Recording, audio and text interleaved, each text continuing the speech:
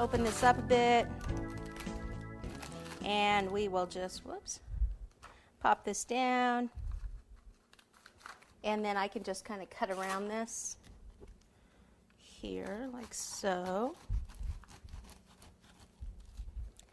And I'm going to be mainly shaping it with my hands here, so again, this is just getting the rough kind of shape cut, and then I can also see how things are supposed to be on there.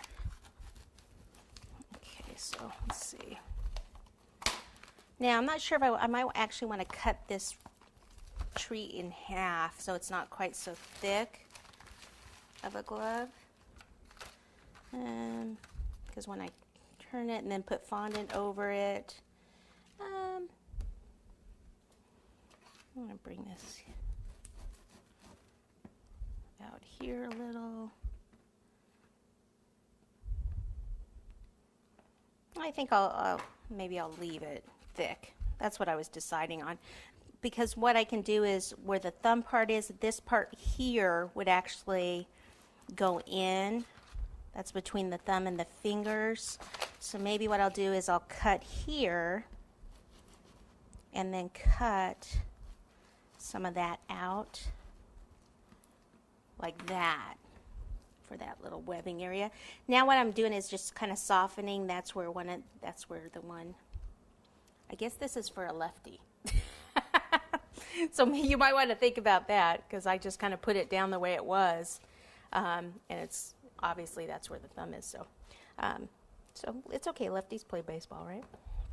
Okay, so then your next fingers go like here and here, and one more like here. So what we can do is actually take a little of the crispies out, just so when we put the fondant over, we can kind of see where that goes. I'm not going to have enough room here. That one, this one.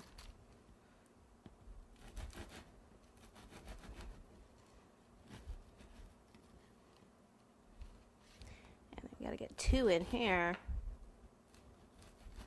I might have made the web area a little large. Actually, I'll just kind of move that over and keep it there. Okay, so then what I can do is the area right in here, just cut a little out, like little V shapes.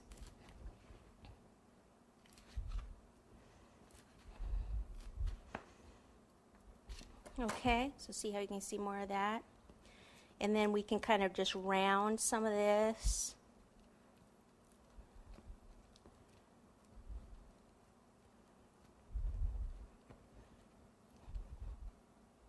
We could even take something like a dowel and kind of push in there a little. Get that coming down. I'll end up wanting to kind of squeeze this part together, like cup it. And in here, where it's a little more shallow, just kind of, we can push in that area a little bit. Okay, so I'll just kind of leave it like this. We've got the basic shape that we need. I want to keep it so that they're soft, so when we put the fondant over it, then we can put it in the shape that we want, and then leave it to dry. And we might not know the shape we exactly want until the cake is ready to go. So this, that feels kind of set up there, so we can go ahead and do the other side. Pop that in there, and let it dry again, and then just fill in those final little areas. While we're waiting for that, we can go on to the baseball bat.